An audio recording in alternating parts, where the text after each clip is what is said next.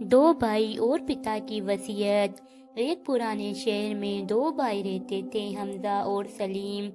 ان کے پتا حاجی یوسف ایک نیک دل انسان تھے۔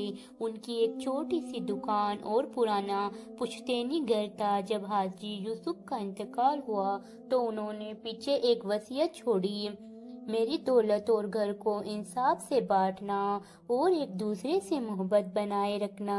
لیکن دھیرے دھیرے دن بیتتے گئے، دونوں بھائیوں کے بیچ دل میں دھیرے دھیرے شک اور تکرار بڑھنے لگی۔ ایک دن سلیم نے کہا، بھائی گھر بہت چھوٹا ہے، اسے بیچ سے بانٹ دیتے ہیں۔ حمزہ نے جواب دیا، گھر بانٹنے سے گھر نہیں، دل ٹوٹتے ہیں۔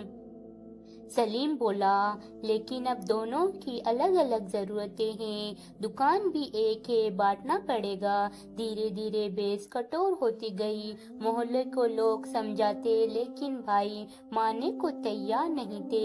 شیطان ایسی ہی جگہ خوش ہوتا ہے، دل میں پھوٹ پیدا کرنے میں۔ محلے کے ایک بزرگ عالم مولانا کریم دونوں کے جھگڑے کی خبر سن کر ان کے گھر آئے۔ انہوں نے قرآن کی ایک آیت سنائی اور آپس میں نہ جھگڑا کرو، نہیں تو تم کمزور پڑ جاؤ گے۔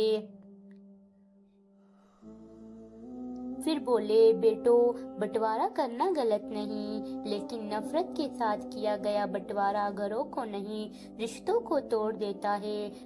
دونوں بھائی خاموش ہو گئے۔ مولانا کریم نے کہا، اصلی بٹوارا وہ ہے جس میں انصاف ہو، دلوں میں محبت رہے۔ اسلام میں وراثت کو بانٹنا صاف صاف بتایا گیا ہے۔ تم پہلے بیٹھ کر حساب کرو، پھر سہمتی سے فیصلہ کرو۔